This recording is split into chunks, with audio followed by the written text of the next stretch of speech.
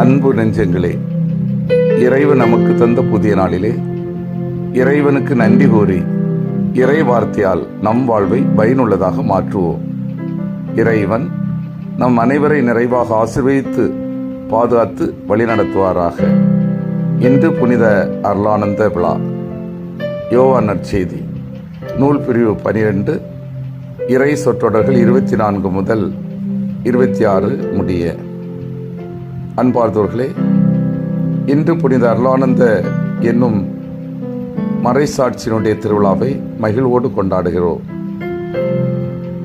Arulananda March 1, 1647 அன்று Portugal நாட்டின் செல்வச் செழிப்பு மிக்க குடும்பத்திலே 4வது பிள்ளையாக பிறந்தார். அவர் தந்தையின் பெயர் தொன் சால்வதோர் தே பிரிட்டோ பெரேரா ஆவார். இவர் 4ஆம் ஜான் என்ற அரசவையிலே வேலை செய்து வந்தார். ஜானுடைய தந்தை 1650 காலமானார். இவருடைய தாய் தோனா பிரித்திஸ் தனது குழந்தைகளை கிறிஸ்தவ நெறிமுறையிலே வளர்த்து வந்தார். அருளானந்த சிறு வயதாக இருக்கும்போது போர்த்துகல் அரசன் 2ஆம் பெத்ரோவும் இவர் நல்ல நண்பர்கள். சிறு வயது குழந்தையாக இருந்தபோது ஜான் மிகவும் கடின நோய்வாய்ப்பட்டார். இவருடைய தாய் புனித பிரான்சிஸ் சவேரியாடம் இவருக்காக வேண்டிக் கொண்டார். வேண்டிக் கொண்டதற்கு இணங்க அவரும் நலம் பெற்றார். அதற்கு நன்றி கடனாக அவள் இயேசு சபை குருமார்கள் அணியும் அங்கே அவருக்கு ஒருவரிடம் அணிவித்தார். அதை புனித அருளானந்த மறைசாட்சியாக மரிக்கும் வரை தன்மேல் அணிந்திருந்தார். டிசம்பர் 7, 1662 அவர் செல்வச் செழிப்பு மிக்க குடும்பத்தை விட்டு இயேசு சபையிலே தனது 15ஆம் வயதில் சேர்ந்தார். அவர் 1679 குருவாக திருநிலைப்படுத்தப்பட்டார். அருளானந்த படிப்பிலே மிகவும் கெட்டிக்காரர். மறைபரப்பு பணியிலே தனியாத தாகம் கொண்ட அவர் இந்தியாவுக்கு சென்று மறைபரப்பு செய்யும் ஆர்வத்தை தனது இயேசு சபை தலைமை குருவிடம் தெரிவித்தார். கடலில் பயணித்தாலும் உடல்நலக் குறைவால் வந்த 24 பேரில் 10 பேர் மட்டும் இந்திய மண்ணை அடைந்தன. பின்பு 1678ஆம் ஆண்டு மார்ச் 25ஆம் நாளில் இந்தியாவை வந்தடைந்தனர். அன்பின் நற்செய்தியை மண்ணில் பரப்புவது அவ்வளவு எளிமையான காரியம் என்று துயரங்களையும் துன்பங்களையும் நிறைய அனுபவிக்க நேர்ந்தது. அவர் மிகவும் மனத்துணிவோடு தனது பணியை தொடங்கினார். இந்திய நாட்டு துறவிகள் அணியும் காவி உடையை அணிந்து தமிழ் மொழியை கற்றார். தனது பெயரான ஜானை அருளானந்தம் என்று மாற்றிக்கொண்டார். ஆனால் இந்து சன்னியாசிகள் இவரை எதிர்த்தனர். தடித்தேவன் என்னும் அரசன் மரவ நாட்டை ஆண்டு வந்தான். அவன் மிகவும் பலம் வாய்ந்தவன்.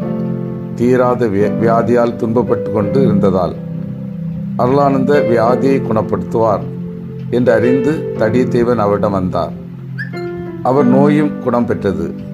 அவர் கிறிஸ்தவ மறையை பின்பற்ற விரும்பி அவரிடம் திருமுழுக்கு கொடுக்கும்படி கேட்டுக்கொண்டார்.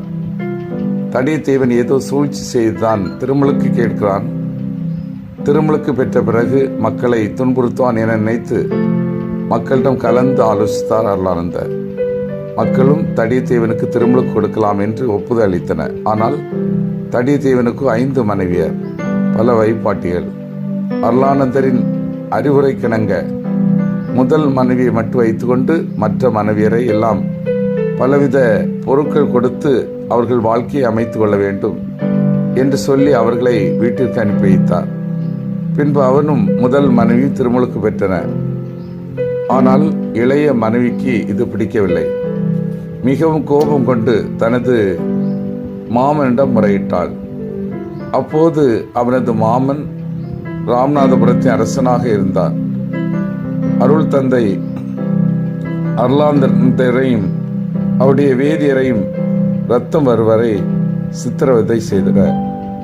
அப்படி செய்து கொண்டிருந்த போது இரு சிறுவர்கள் அங்கே வந்து ரத்தம் வடிகின்ற பாதத்தில் விழுந்து அவரை கட்டி அணைத்து கொண்டனர். இருவரும் அவருக்கு பணிவிடை புரிந்தனர். ஓரியூரில் ஆளுநருக்கு தொல்நோய் பிடிக்கப்பட்டிருந்தது. அந்த ஆளுநர் அவரை குணப்படுத்துமாறு கேட்டார். ஆனால் ஆளுநரை பார்த்து நீ மனமாறு என்று கூறினார். ஆளுநர் எப்படியேனும்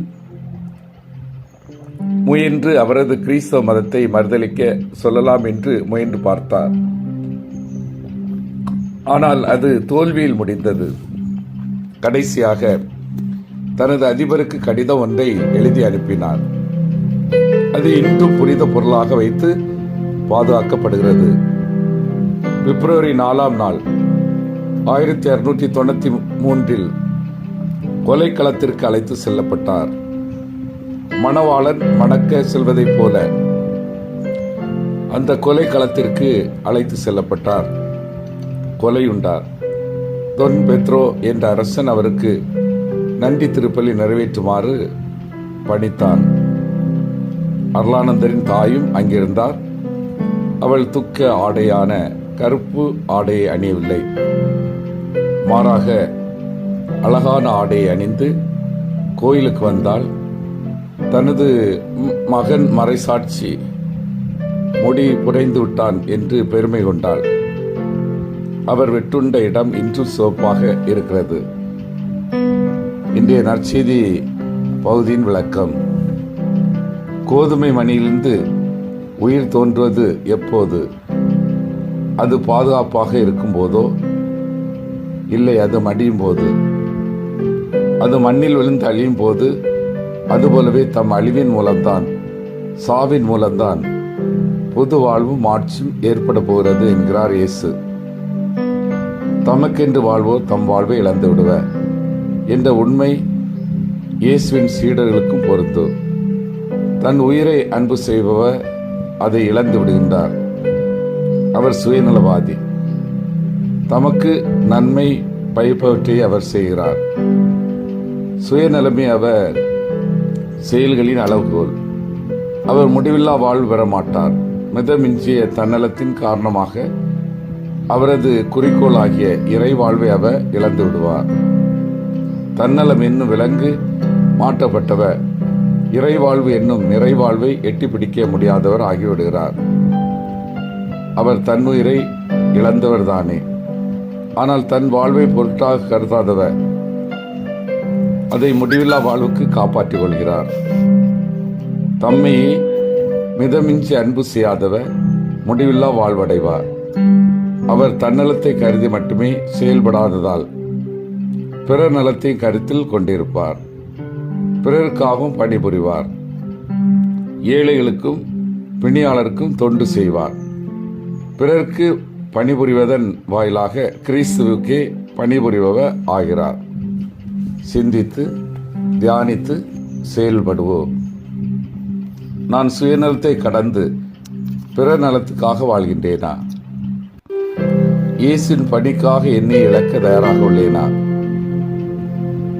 உயர்ந்த நோக்கத்துக்காக வாழும்போது ஏற்படும் பிரச்சனைகளை துணிவோடு ஏற்கின்றேனா?